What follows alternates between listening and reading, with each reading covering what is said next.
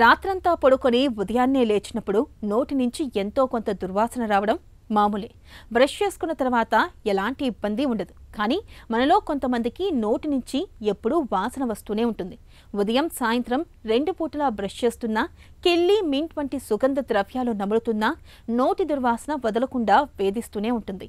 ఈ పరిస్థితి తనతో పాటు ఎదుటివారికి కూడా ఇబ్బందికరంగా ఉంటుంది. కొత్త వాళ్ళైతే మొహమాటం లేకుండా దూరంగా వెళ్ళిపోతూ ఉంటారు.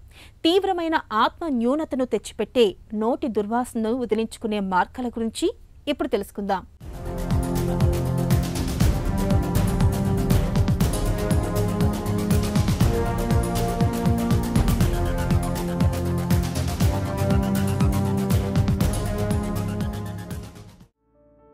మట్టి వాసన, మల్లెపూల పరిమళం, అత్తరు సుగంధం ఇవి వెదజల్లే సువాసనలు మనసుల్ని మత్తెక్కిస్తాయి, మనుషుల్ని దగ్గర చేస్తాయి. అదే చెడు వాసన అందరినీ దూరం జరిగేలా చేస్తాయి. నోటి దుర్వాసన ఈ కోవలోకే వస్తుంది. నోరంతా వాసన రావటం మనలో చాలామందికి అనుభవమే. ఘాటైన పదార్థాలు తిన్నప్పుడు నోరు వాసన రావటం, ఆపై బ్రష్ చేసుకోగానే ఆ వాసన వదిలిపోవటం మనకు తెలిసిందే. అయితే కొంతమందికి 2 పూటలా బ్రష్ చేస్తున్నా నోటి కంపు వదిలిపోనంటూ మొండిగా మారి వేధిస్తూ ఉంటుంది. ఫలితంగా 10 మందితో కలవటానికి, వారితో మాట్లాడటానికి ఎంతో ఇబ్బందిగా ఉంటుంది. దగ్గరకు వెళ్ళి మాట్లాడటానికి ప్రయత్నిస్తున్న కొద్దీ ముఖం చిట్లించుకుంటూ దూరం జరిగిపోతూ ఉంటారు. సాధారణంగా ధూమపానం, మద్యపానం, గుట్కా, తంబాకు, ఒక్కపొడి లాంటి అలవాట్లున్న వారిలో నోటి దుర్వాసన ఎక్కువగా చూస్తూ ఉంటాం. కానీ కొంతమందిలో ఎలాంటి అలవాట్లు లేకున్నా ఈ సమస్య కనిపిస్తూ ఉంటుంది. ఇందుకు సరైన నోటి శుభ్రత పాటించకపోవటం మొదలుకొని కడుపులో జీర్ణ వ్యవస్థ పనితీరు సరిగా లేకపోవటం వరకు చాలా కారణాలే కనిపిస్తాయని చెబుతారు నిపుణులు. నోటి దుర్వాసన అంటే మన నోట్లో నుంచి ఒక రకమైన చెడు వాసన రావటము. సో దాన్నే నోటి దుర్వాసన అంటాము, లేదా హాలిటోసిస్ అని అంటాము, బ్యాడ్ బ్రెత్ అని కూడా అంటాము. ఈ నోటి దుర్వాసన అనేది యూజువల్గా ఏంటంటే మామూలుగా ఏదన్నా నోట్లో కొన్ని స్పైసెస్ తింటే వస్తూ ఉంటుంది. అంటే ఆనియన్స్ కానీ, గార్లిక్ కానీ తింటే నోట్లో నుంచి ఒక రకమైన దుర్వాసన వస్తూ ఉంటుంది. But for the sum time ఎక్కువసేపు ఉండదు. సో అలా కాకుండా ఇంకా కంటిన్యూ అయితే కనుక అప్పుడు మీ నోట్లో వచ్చే దుర్వాసన కింద లెక్క. ఇలాంటివి తిన్నప్పుడు వచ్చే 1-2 గంటలు కాకుండా అది ఇంకా ప్రొలాంగ్డ్గా వస్తూ ఉంటే అప్పుడు నోట్లో ఏదన్నా ప్రాబ్లం ఉన్నట్టు. సో ఈ నోటి దుర్వాసన అనేది 4 మందిలో ఒకళ్ళకి ఉంటుంది. ఫస్ట్ అండ్ ఫార్మోస్ట్ కాజ్ ఏంటంటే ఓరల్ హైజీన్ నోట్లో లేకపోవటం. సో నోట్లో మనం నీట్గా బ్రషింగ్ చేసుకోకపోవటము, నోట్లో గార ఫామ్ అవటము, లేకపోతే తిన్న పదార్థాలు ఇరుక్కుపోవటం అట్లా ఉంటే నోటి దుర్వాసన అనేది వస్తూ ఉంటుంది. సో ఈ ఓరల్ హైజీన్ అంటే ఇంప్రాపర్ బ్రషింగ్, లేదా క్యావిటీస్ ఉన్నప్పుడు కూడా నోటి దుర్వాసన ఉంటుంది. ఇన్ బిట్వీన్ టీత్ క్యావిటీస్ ఉన్నప్పుడు కూడా ఆ ఇన్ బిట్వీన్ టీత్ ఫుడ్ అనేది ఇరుక్కుపోయి ఉంటుంది. సో మనం ఇవాళ తిన్న ఫుడ్ ఆ ఇన్ బిట్వీన్ టీత్ ఉండిపోయి 24 hours, 42 hours, లేకపోతే 72 hours అట్లా వదిలేస్తే ఆ ఫుడ్ ఎంత ప్యూట్రిఫై, ఎటువంటి నోటి దుర్వాసన వస్తుందో మీరే ఒకసారి ఇమాజిన్ చేసుకోండి. సో ఎప్పుడైనా మనం తిన్న ఫుడ్ పళ్ళల్లో ఉండిపోతే, నోట్లో ఉండిపోతే వచ్చేదే నోటి దుర్వాసన. దాని నుంచి మెనీ బ్యాక్టీరియా మల్టిప్లై అయ్యి అక్కడ డిపాజిట్ అవుతుంది. ఆ బ్యాక్టీరియా నుంచి ఇంకా ఆ ఫుడ్ మ్యాటర్ని డిగ్రేడ్ చేసి ఇంకా ఎక్కువ వాసన వస్తూ ఉంటుంది.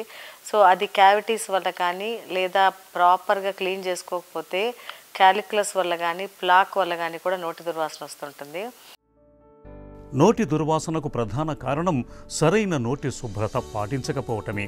మన నోట్లో 500కు పైగా బ్యాక్టీరియా కారకాలు ఉంటాయని అంచనా. వీటిలో చాలా వరకు వాసనను పుట్టించేవే.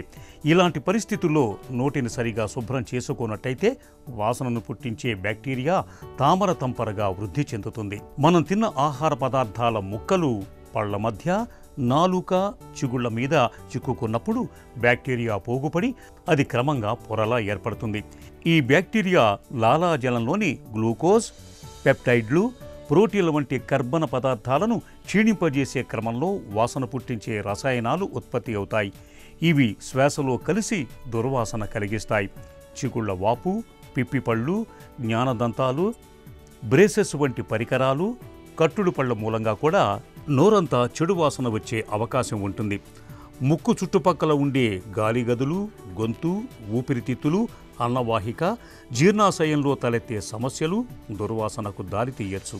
మధుమేహం, కాలేయ వైఫల్యం, కీటో అసిడోసిస్, నోరు ఎండిపోవటం వంటి సమస్యల మూలంగా కూడా నోటి దుర్వాసన తలెత్తే అవకాశం ఉంటుందని చెబుతారు డాక్టర్లు.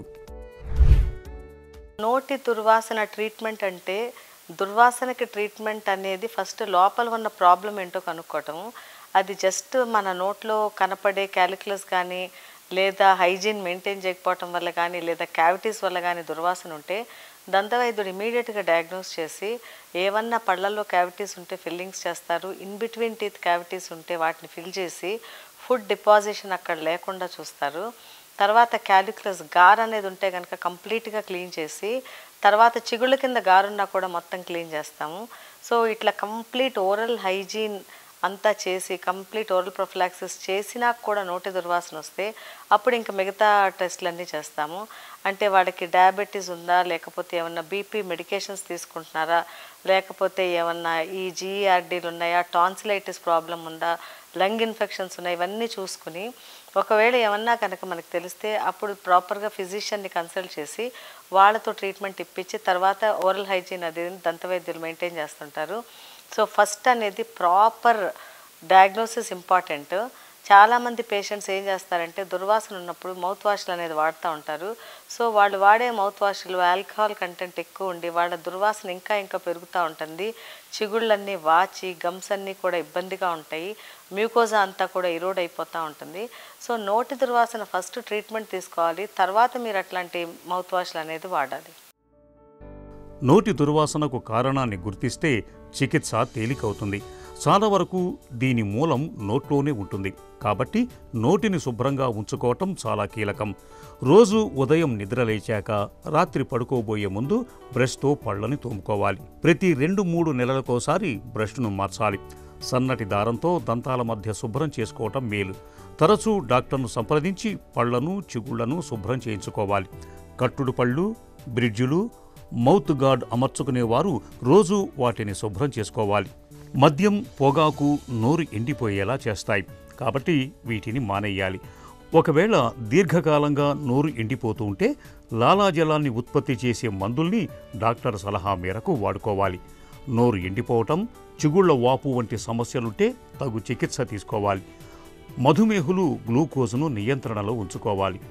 శ్వాసకోశ ఇన్ఫెక్షన్లు, జీర్ణకోశ సమస్యలు, కాలేయ జబ్బు, కిడ్నీ వైఫల్యం వంటి సమస్యలతో దుర్వాసన వస్తుంటే ఆయా జబ్బులకు విధిగా చికిత్స తీసుకోవాలి. ఫస్ట్ ఏంటంటే మీరు దంతవైద్యుని ఎవ్రీ 6 months సంప్రదించండి. చాలామంది పేషెంట్స్కి దుర్వాసన ఉన్నట్టు తెలియదు. సో మీకు ఉన్నట్టు అనిపిది కానీ ఎదుటి వాళ్ళు ఇబ్బంది పడుతూ ఉంటారు. అది మీకు దంతవైద్యుడు డెఫినెట్గా చూసి డయాగ్నోస్ చేస్తారు. తర్వాత మీరు ట్వైస్ కంపల్సరీ బ్రష్ చేసుకోవాలి. ఏది తిన్నా కూడా అది టీత్ మీద డిపాజిట్ అవ్వకుండా చూసుకోండి. గమ్స్లో కానీ టీత్ మీద కానీ ఉంటే దాన్ని నీట్గా క్లీన్ చేసుకోండి. ట్వైస్ బ్రషింగ్ చేసుకోండి. బ్రష్ అనేది ఎవ్రీ 3 monthsకి చేంజ్ చేయండి. బ్రష్ ఎప్పుడు యాంగులర్గా పెట్టుకుని మీరు బ్రషింగ్ చేసుకోండి. కంప్లీట్ టీత్ అంతా బ్రష్ చేసినాక టంగ్ కూడా లోపల దాకా టంగ్ స్క్రేప్ చేయాలి. టంగ్ క్లీనర్ అనేది వాడాలి. ఈ 2 చేసినాక గమ్స్ మసాజ్ అనేది చేయాలి. ఈ గమ్ మసాజ్ అనేది మనం ఫింగర్తో పైన గమ్స్ కిందకి, కింద గమ్స్ పైకి మసాజ్ చేయాలి. ఈ 3 చేస్తేనే కంప్లీట్ క్లీనింగ్ అయినట్టు. చాలామంది మేము బ్రష్ చేసుకుని వచ్చేసాము అని చెప్తూ ఉంటారు. బట్ బ్రషింగ్ ఒక్కటే కాదు, బ్రషింగ్తో పాటు టంగ్ క్లీనింగ్, తర్వాత గమ్ మసాజ్ ఇవన్నీ చేస్తేనే క్లీనింగ్ అయినట్టు. తర్వాత ఇన్ బిట్వీన్ టీత్ ఇరుక్కుంటున్నట్టుంటే ఫ్లాసింగ్ అనేది కంపల్సరీ చేయాలి. ఆ ఫ్లాసింగ్ అనేది చేస్తే పళ్ళ మధ్యలో ఇరుక్కున్నవన్నీ పోయి మీకు అక్కడ అది ప్యూట్రిఫై అయ్యే ఛాన్సెస్ తక్కువ ఉంటాయి. సో ఇవన్నీ మీరు క్రమం తప్పకుండా చేస్తే డెఫినెట్గా నోట్లో దుర్వాసన అనేది ఉండదు. తర్వాత మీరు దంతవైద్యుడిని సంప్రదించి మౌత్ వాష్లు, ఆల్కహాల్ ఫ్రీ మౌత్ వాష్లు వాడండి. ఆల్కహాల్ ఉన్న మౌత్ వాష్లు వాడకూడదు. తర్వాత షుగర్ ఫ్రీ చూయింగ్ గమ్స్ దొరుకుతాయి. ఆ షుగర్ ఫ్రీ చూయింగ్ గమ్స్ మీ డాక్టర్ ప్రిస్క్రైబ్ చేయించుకుని అవి వాడండి. సో ఇన్ బిట్వీన్ మీల్స్ కనుక మీరు ఆ షుగర్ ఫ్రీ చూయింగ్ గమ్స్ చూ చేస్తుంటే సలైవేషన్ అనేది వచ్చి మీ నోట్లో ఏమన్నా బ్యాక్టీరియల్ డిపాజిట్స్ ఉంటాయి, ఫ్లష్ అవుట్ అయిపోతూ ఉంటాయి. కాబట్టి ఇవన్నీ మీరు చేస్తే మీ నోరు ఎప్పుడూ ఫ్రెష్గా ఉంటుంది.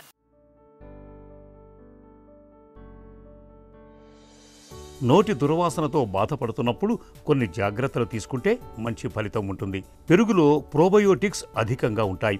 నిత్యం పెరుగును తీసుకోవటం వల్ల నోటి దుర్వాసన క్రమంగా తగ్గే అవకాశం ఉంటుంది. అలాగే గ్రీన్ టీ తాగటం వల్ల కూడా మంచి ఫలితం ఉంటుంది. గ్రీన్ టీలో ఉండే యాంటీ ఆక్సిడెంట్లు నోటిలోని క్రిములను నాశనం చేసి దుర్వాసన తగ్గేలా చేస్తాయి. రోజువారీ ఆహారంలో క్యాప్సికం, బ్రొకోలీలను తరచుగా తీసుకోవటం మేలు. వీటిలో ఉండే విటమిన్ సి క్రిములను చంపేస్తుంది. దీంతో నోరు దుర్వాసన రాకుండా ఉంటుంది. విటమిన్ సి ఎక్కువగా లభించే నారింజ, కివి, స్ట్రాబెర్రీ, పైనాపిల్ వంటి పండ్లు నోటి దుర్వాసనను తగ్గించటంలో తోడ్పడతాయి. నిమ్మజాతి పండ్లను తీసుకోవటం వల్ల చిగుళ్ళు, దంతాలు కూడా దృఢంగా మారతాయి. భోజనం చేశాక 1-2 లవంగాలను నోట్లో వేసుకొని చప్పరించటం, సోంపు తినటం, 1-2 పుదీనా లేదా తులసి ఆకులను అలాగే పచ్చిగా నమలటం వల్ల కూడా నోటి దుర్వాసన తగ్గే అవకాశం ఉంటుంది. ఎన్ని జాగ్రత్తలు తీసుకున్నా నోటి దుర్వాసన తగ్గనప్పుడు ఆలస్యం చేయకుండా డాక్టర్ల పర్యవేక్షణలో చికిత్స తీసుకోవాలి.